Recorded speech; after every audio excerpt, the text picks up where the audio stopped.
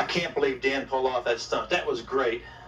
Did a fantastic job there, but you know, 3 months later, he pulled off an even more dangerous stunt in Las Vegas, Nevada. It's a spectacular jump. And I think, Bobby, it's one of the most dangerous jumps that we've ever done with the conditions. It was dark. The speed was involved, you know, jumping a semi. It was cold. It was cold. It was hard for the driver, and it's important the driver stays loose. It's hard on components on the truck.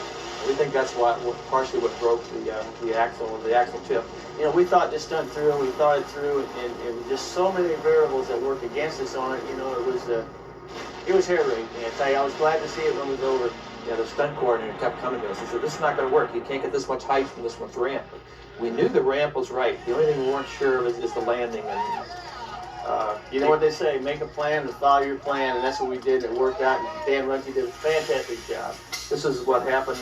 We had to repair the frame when we got back in the axle tip, and it just bent parts on the truck. We ended up just cutting the whole front piece off the vehicle and redoing it. We make it stronger than before. One thing about these chassis, they're highly repairable. You know, you can go in and fix you just fix segments of them, and you don't have to rebuild the whole frame most of the time. But you got to hand it to our mechanics back in the shop. I mean, without these guys, these trucks wouldn't be running. This truck here, we repaired the back of it, and what it was, it had been damaged several times before and just patched. So this time they says we're going to cut the whole back of the truck off and replace it, and that's just what they did. Now, normally these guys don't work that fast. You're seeing this a little bit sped up here. That's so, right.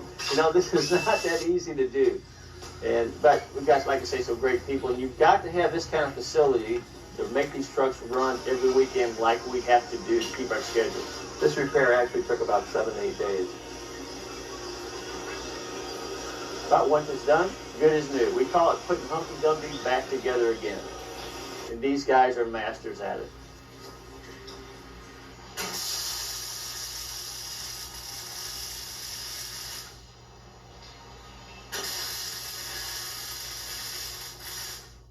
Now, we're going to show you what it takes to build a truck, only we're not going to do it in 6 months like happens in the real world. We're going to give it to you in about a minute. So sit back and watch this, folks. This is what it takes to build a monster truck.